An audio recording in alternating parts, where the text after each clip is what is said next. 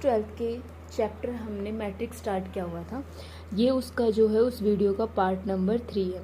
आज हम देखते हैं मल्टीप्लिकेशन ऑफ 3x3 ऑर्डर की मैट्रिक्स को किस टाइप से मल्टीप्लाई करते हैं। इसके लिए सबसे पहले हम मान लेते हैं कि एक मैट्रिक्स हमारे पास ए है जो इस टाइप से उसके नंबर ऑफ एलिमेंट है, 3x3 ऑर्डर की है। ठीक है, बी मैट्रिक्स है, उसका ऑर्डर भी हमने क्या मान लिया है, 3x3 ऑर्डर वो हमने मान लिया है। इसके नंबर ऑफ एलिमेंट हमने कुछ इस टाइप से लिख दिए हैं। अभी हमें फाइंड करना है ए इंटू बी। 2x2 ऑर्डर की मैट्रिक्स को किस टाइप से मल्टीप्लाई करते हैं ये हमने देखा था। अब हम देखते हैं कि 3x3 ऑर्डर की मैट्रिक्स को किस टाइप से मल्टीप्लाई करते हैं। ठीक है, होगा कुछ पैटर्न सेम उसी टाइप से, बस थोड़ी सी बात का ध्यान रखना है। यहाँ पे ये R1 को किससे मल्टीप्लाई करेंगे, इसके C1 से मल्टीप्लाई करेंगे। फर्स्ट एलिमेंट फर्स्ट के साथ मल्टीप्लाई होता है, सेकंड के साथ मल्टीप्लाई होता है, थर्ड के साथ मल्टीप्लाई होता है।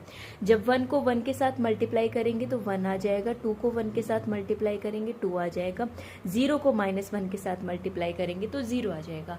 सेम इसी टाइप से ये जो R1 है ये C2 के साथ मल्टीप्लाई होगी, फिर ये R1 C3 के साथ मल्टीप्लाई होगी। समझ रहे हो, हमेशा फर्स्ट एलिमेंट फर्स्ट के साथ मल्टीप्लाई होता है, सेकंड के साथ और थर्ड के साथ मल्टीप्लाई होता है। तो सेम इसी टाइप से हम इनको मल्टीप्लाई करके जो है इजीली लिख सकते हैं। अभी R1 जो है किसके साथ मल्टीप्लाई होगी, C3 के साथ मल्टीप्लाई होगी। फर्स्ट के साथ, सेकंड के साथ एंड थर्ड के साथ। सेम इसी टाइप से यहाँ पे हमारे पास क्या आ जाएगा, -1 + 4 एंड प्लस क्या हो जाएगा, 0 हो जाएगा। अभी इसकी जो रो 2 बनाने के लिए यहाँ पे इसकी रो 2 C1 के साथ होगी, फिर रो 2 C2 के साथ होगी, रो 2 C3 के साथ होगी। ठीक है, अभी इनको ये भी सेम उसी टाइप से होंगे। फर्स्ट के साथ होता है, सेकंड के साथ और थर्ड एलिमेंट थर्ड के साथ मल्टीप्लाई होता है। तो यहाँ पे हमारे पास क्या आ जाएगा, 1 × -1, फिर हो जाएगा हमारे पास 2 + 0 एंड ये भी थर्ड एलिमेंट थर्ड के साथ मल्टीप्लाई होगा, 0 हो जाएगा। अभी R2 इसके साथ जब मल्टीप्लाई होगी तो यहाँ आपके पास ये आ जाएगा। अभी R3 C1 के साथ मल्टीप्लाई होगी, फर्स्ट के साथ, सेकंड के साथ एंड थर्ड के साथ। तो ये हमारे पास आ जाएगा 2 - 1 एंड ये हो जाएगा आपके पास 0 + 0 प्लस क्या हो जाएगा, 1 हो जाएगा। फिर ये फर्स्ट के साथ मल्टीप्लाई होगा, 0 हो जाएगा। फिर ये आपके पास 4 हो जाएगा, थर्ड के साथ मल्टीप्लाई होगा तो +1 हो जाएगा। तो अभी जो है A × B, इसकी वैल्यू हमारे पास सिंपली क्या आ जाएगी, A × B की वैल्यू हो जाएगी। इनको जो है ऐड कर दीजिए, ऐड करने के बाद ये हमारे पास वैल्यू कुछ इस टाइप से आ जाएगी। तो अब ये जो आपकी न्यू 3x3 ऑर्डर की मैट्रिक्स है वो इस टाइप से आ गई है। ध्यान रखना A × B की वैल्यू B × A के इक्वल नहीं होती है। आप सिंपली मल्टीप्लाई करके भी देख सकते हो। पहले B मैट्रिक्स को आगे रख लेना, A मैट्रिक्स को जो है बाद में रख लेना। अभी जो है इसके अंदर नेक्स्ट हमारे पास टॉपिक होता है ट्रांसपोज ऑफ ए मैट्रिक्स। किसी भी मैट्रिक्स का हम ट्रांसपोज किस टाइप से निकालते हैं। ट्रांसपोज का मतलब सबसे पहले इसको डिनोट किस टाइप से करते हैं। A का ट्रांसपोज को डिनोट करेंगे A के ऊपर इस टाइप से डैश लगा के या फिर A⁻T लिख के हम। ठीक है, अब ट्रांसपोज का मतलब होता है कि रो को किसके अंदर कन्वर्ट कर देना, कॉलम के अंदर कन्वर्ट कर देना, कॉलम को रो के अंदर कन्वर्ट कर देना। यहाँ पे हम A का ट्रांसपोज फाइंड करेंगे तो ये इसकी रो है, ये इसका कॉलम है, तो ये रो जो है इस कॉलम में कन्वर्ट हो जाएगी। ठीक है, सेम इसी टाइप से बस इन दोनों एलिमेंट को क्या करना है, हमें इंटरचेंज करना है। यहाँ पे 1 और 3 आ गया, यहाँ पे क्या आ जाएगा 2 और 4। देखिए ये हमारे पास रो 1 थी तो वो अब क्या बन गई है, C1। ये हमारे पास रो 2 थी जो अब क्या बन गई है, C2 बन गई है। तो इसे अंडरस्टैंड करने के लिए सिर्फ ये दोनों एलिमेंट आपस में क्या हो जाते हैं, इंटरचेंज हो जाते हैं। ये दोनों अपनी ही पोजीशन पे रहते हैं। 3x3 की मैट्रिक्स हो तो उसका ट्रांसपोज हम किस टाइप से फाइंड करते हैं। ठीक है, 3x3 की जैसे लेट सपोज ये हमारे पास क्या है, एक मैट्रिक्स है। अभी इसका जो है हमें ट्रांसपोज फाइंड करना है। सेम उसी टाइप से रो जो है कॉलम में चेंज हो जाती है, कॉलम जो है रो में चेंज हो जाते हैं। तो सबसे पहले इन दोनों एलिमेंट को इन दोनों के साथ आपस में क्या कर दीजिए, इंटरचेंज कर दीजिए। यहाँ 3 0 आ जाएगा, यहाँ क्या आ जाएगा 1 2 आ जाएगा। अभी ये आपके पास कौन सी मैट्रिक्स बन गई है, 2x2 की मैट्रिक्स बन गई। 4 - 1 5 और 2, इन दोनों में इन दोनों को क्या कर दीजिए, आपस में इंटरचेंज कर दीजिए। तो ये आपके पास बन जाएगा 4 5, यहाँ -1 आ जाएगा, यहाँ क्या आ जाएगा 2 आ जाएगा। तो यही क्या होता है, ट्रांसपोज ऑफ ए मैट्रिक्स। ठीक है, चाहे आप देख लीजिए ये जो इसकी रो 3 थी वो अब इसका कॉलम 3 बन गया है। ठीक है, बस कुछ भी नहीं है इसके अंदर। रो किसके अंदर कन्वर्ट हो जाती है, कॉलम के अंदर कन्वर्ट हो जाती है। जैसे हमने एडिशन और मल्टीप्लिकेशन के केस में प्रॉपर्टीज देखी थी, अब हम प्रॉपर्टीज देख लेते हैं transpose of A matrix. Matrix के ट्रांसपोज की क्या क्या हमारे पास प्रॉपर्टीज होती है। नंबर 1 क्या है, ए ट्रांसपोज का ट्रांसपोज जो किसके इक्वल होता है, ए के इक्वल होता है। नंबर 2 प्रॉपर्टी है, कोई भी कांस्टेंट को यदि आप ए के साथ मल्टीप्लाई करके उसका ट्रांसपोज फाइंड करते हैं तो वो कांस्टेंट एज इट इज बाहर आ जाता है और क्या बन जाता है, हमारे पास ए ट्रांसपोज हो जाता है। 3rd प्रॉपर्टी है, दो मैट्रिक्स को ऐड करने के बाद आप उनका ट्रांसपोज निकालते हो तो उसकी वैल्यू ए के ट्रांसपोज प्लस बी के ट्रांसपोज के इक्वल होती है। 4th हमारे पास है, ए इंटू बी का ट्रांसपोज किसके इक्वल होता है, बी का ट्रांसपोज इंटू ए का ट्रांसपोज। तो ये आपके पास 4 ट्रांसपोज की प्रॉपर्टी होती है। एक एग्जाम्पल हम देख सकते हैं। इस एग्जाम्पल के अकॉर्डिंग हमारे पास ए मैट्रिक्स क्या है, -2, 4 एंड 5, और जो बी मैट्रिक्स है वो आपके पास क्या है, 1, 3 एंड -6। क्या आप बता सकते हैं कि ये आपके पास रो मैट्रिक्स है या कॉलम मैट्रिक्स है? ये कॉलम मैट्रिक्स है क्योंकि इसके पास सिर्फ एक ही कॉलम है। ये रो मैट्रिक्स है क्योंकि सिर्फ इसके पास एक ही रो है। अभी आपको क्या करना है, कह रहा है कि आप वेरीफाई करके दिखाओ कि ए इंटू बी का ट्रांसपोज किसके इक्वल हो जाए, बी के ट्रांसपोज इंटू ए के ट्रांसपोज के इक्वल हो जाए। तो सबसे पहले जो है हम a इंटू बी फाइंड करते हैं। जैसे ही a इंटू बी फाइंड करते तो किस टाइप से होता था, फर्स्ट रो फर्स्ट कॉलम के साथ क्या होगी, मल्टीप्लाई होगी, तो यहाँ आपके पास 2 आ जाएगा। फर्स्ट रो सेकंड कॉलम के साथ मल्टीप्लाई होगी तो -6। फर्स्ट रो थर्ड कॉलम के साथ मल्टीप्लाई होगी तो यहाँ पे 12 आ जाएगा। सेम इसी टाइप से सेकंड रो को इन तीनों कॉलम के साथ मल्टीप्लाई करना है तो यहाँ आपके पास इस टाइप से सारे एलिमेंट आ जाएंगे। अब इसके बाद थर्ड रो को तीनों कॉलम से मल्टीप्लाई करना है तो यहाँ आपके पास 5 इंटू 1 5, 5 इंटू 3 क्या हो जाएगा, 15 हो जाएगा, और ये आपके पास क्या हो जाएगा, 30 हो जाएगा। तो a इंटू बी मैट्रिक्स ये हो गई। अभी राइट हैंड साइड हमारे पास बोलती है b इंटू ए मैट्रिक्स। चलो पहले इसका ट्रांसपोज निकाल लेते हैं। ए बी का ट्रांसपोज अभी अभी बताया था, ये दोनों एलिमेंट इन दोनों से इंटरचेंज हो जाते हैं और ये दोनों आपस में इंटरचेंज हो जाते हैं। तो यहाँ हम लिखेंगे -2, -6 एंड 12, इधर हो जाएगा 4 एंड 5, इधर आप लिख सकते हो 15 एंड ये हो जाएगा -24 and this one is the -30। ध्यान रखना साइन किसी का भी हमारे पास यहाँ चेंज नहीं हो रहा, सिर्फ हमने एलिमेंट की पोजीशन ही क्या की है, चेंज की है। अभी देखना यहाँ से बी ट्रांसपोज किसके इक्वल होगा, बी ट्रांसपोज हो जाएगा 1, 3 और -6 के इक्वल। ठीक है, रो थी ना, इसको कॉलम में बना दिया, और ए का ट्रांसपोज किसके इक्वल हो जाएगा, -2, 4 एंड 5।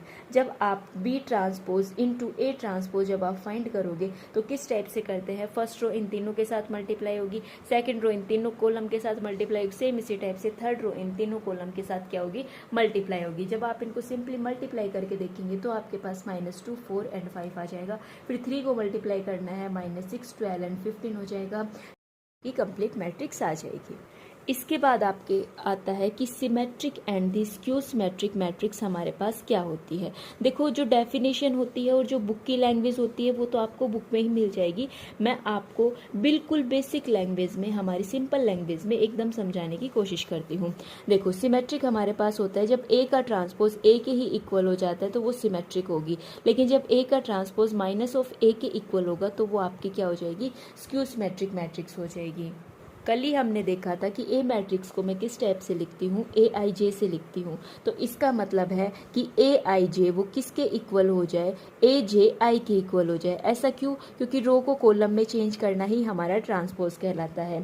सेम इसी टाइप से इसके अंदर मैं क्या कह सकती हूँ कि AJI की वैल्यू किसके इक्वल हो जाएगी, -AIJ के इक्वल हो जाएगी। ऐसा मैं बोल सकती हूँ, कोई दिक्कत नहीं है। लेकिन इसकी एक बात ध्यान रखना कि जब आप I और J की वैल्यू को इक्वल रख रहे हैं तो यहाँ से I और I -A ऑफ I और I इसको एक साइड लेके जाएंगे तो twice of AII equals to 0। इसका मतलब क्या हुआ कि जो भी इसके सेम एलिमेंट है, मतलब A11, A22, A33, ये सारे एलिमेंट कौन से एलिमेंट होते हैं, डायगोनल एलिमेंट, ये सब आपके पास क्या हो जाएंगे, 0 हो जाएंगे।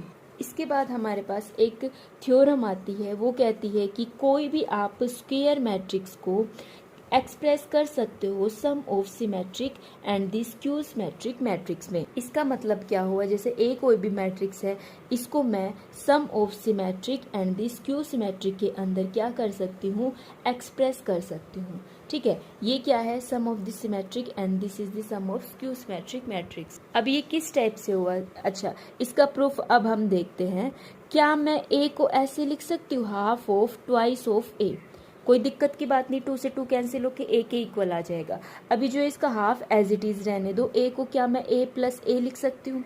फिर इसके बाद क्या मैं ए के साथ ए ट्रांसपोज कोई ऐड कर दूँ, ए ट्रांसपोज कोई सब्ट्रैक्ट करके लिख सकती हूँ, कोई दिक्कत नहीं।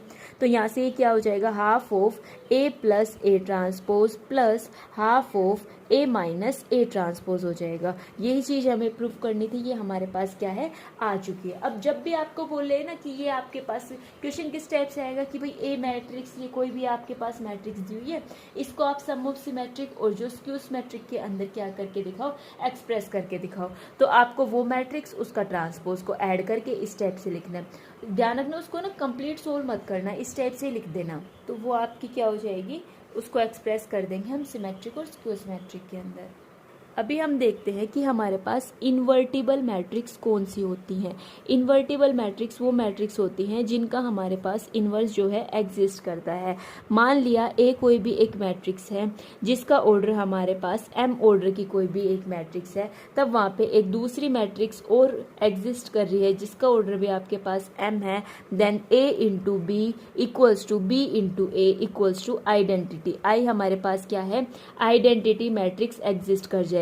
अब जो यहाँ पे ये B है, इसे ही हम क्या कहेंगे, इनवर्स कहेंगे। कौन सी मैट्रिक्स का, A मैट्रिक्स का कहेंगे। और B को किस स्टेप से डिनोट करेंगे, A इनवर्स, A की पावर -1, जिसको A इनवर्स जो है हम बोलेंगे।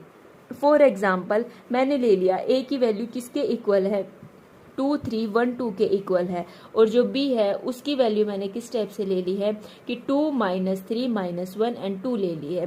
अभी जब आप A इंटू बी फाइंड करोगे, कैसे फाइंड करते थे, फर्स्ट रो को कॉलम 1 के साथ, फर्स्ट एलिमेंट फर्स्ट के साथ, सेकेंड एलिमेंट सेकेंड के साथ मल्टीप्लाई होगा। तो ये आपके पास सिंपली क्या हो जाएगा, 4 -3 हो जाएगा। अब first row column number second के साथ, तो यहाँ से -6 + 6 हो जाएगा। अब सेम इसी टाइप से ये आपके पास 2 -2 हो जाएगा, -3 + 4 हो जाएगा। ये तो समझ रहे हो ना, सेकेंड कॉलम को सेकेंड के साथ मल्टीप्लाई किया, फर्स्ट को फर्स्ट के साथ मल्टीप्लाई किया, -3, 2 को 2 के साथ मल्टीप्लाई किया, तो आपके पास कितना आ गया, 4 आ गया। फिर यहाँ पे इनको सोल्व करोगे तब ये 0 0 और ये 1 आ जाएगा। ये आपके पास क्या हो गई, ये आइडेंटिटी मैट्रिक्स हो गई। यदि ये 2/2 ऑर्डर की है, ये भी 2/2 ऑर्डर की, बोला था ना इनका ऑर्डर आपके पास सेम होगा, तो ये आइडेंटिटी मैट्रिक्स का भी ऑर्डर आपके पास सेम होगा।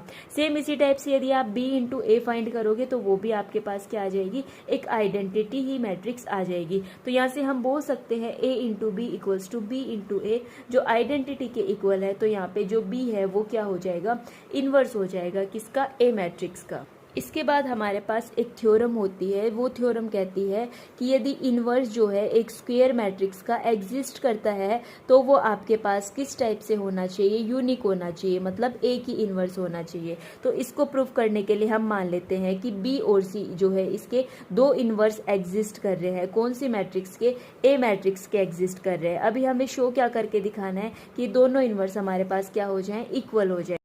यदि आपके इनवर्स है तो इसका मतलब क्या हुआ, इनवर्स वाली condition A into B equals to B into A, वो आइडेंटिटी मैट्रिक्स के इक्वल हो जाएगा। और C भी इसका इनवर्स है तो A into C equals to C into A, वो भी किसके इक्वल हो जाएगा, आइडेंटिटी मैट्रिक्स के इक्वल हो जाएगा। अभी देखो, क्या मैं B equals to B into I लिख सकती हूँ, कोई दिक्कत परेशानी तो नहीं है ना। B को आइडेंटिटी मैट्रिक्स के साथ मल्टीप्लाई करने के बाद वो ही सेम मैट्रिक्स आती है। अब देखो, आइडेंटिटी की जगह मैं ये वाला रिजल्ट यूज करूंगी। आइडेंटिटी की जगह मैंने क्या लिख दिया, B इंटू आई की जगह मैं क्या लिख रही हूँ, A इंटू सी लिख रही हूँ। ठीक है, A इंटू सी। अब इन दोनों को एक साथ ले सकती हूँ, B इंटू ए जो इंटू सी हो जाएगा। अब B इंटू ए की वैल्यू यहाँ से किसके इक्वल है, आइडेंटिटी के इक्वल है। तो आइडेंटिटी इंटू सी लिखूँ या फिर इक्वल टू सी लिखूँ, तो ऐसे B की वैल्यू किसके इक्वल आ जाएगी, C के इक्वल आ जाएगी। यही बात मेरे को शो करके दिखानी थी कि दो अलग अलग इनवर्स एग्जिस्ट नहीं कर सकते। इनवर्स हमेशा कैसे एग्जिस्ट करेगा, यूनिक एग्जिस्ट करेगा। इसके बाद जो हमारा लास्ट रिजल्ट होता है इनवर्स का, A इंटू बी का होल इनवर्स, जो किसके इक्वल होता है, B इनवर्स इंटू क्या होता है, A इनवर्स के इक्वल होता है। ठीक है, इसको भी आप सिंपली प्रूफ कर सकते हो लेफ्ट हैंड साइड लेके उसको ए बी से मल्टीप्लाई करके। ये आप देख लेना, इसी के साथ जो है इनके सारे कॉन्सेप्ट खत्म होते हैं। क्वेश्चंस मैंने अभी करवाए नहीं हैं, बस एग्जाम्पल ही बताए हैं। और नेक्स्ट चैप्टर नेक्स्ट वीडियो में देखते। राधे राधे।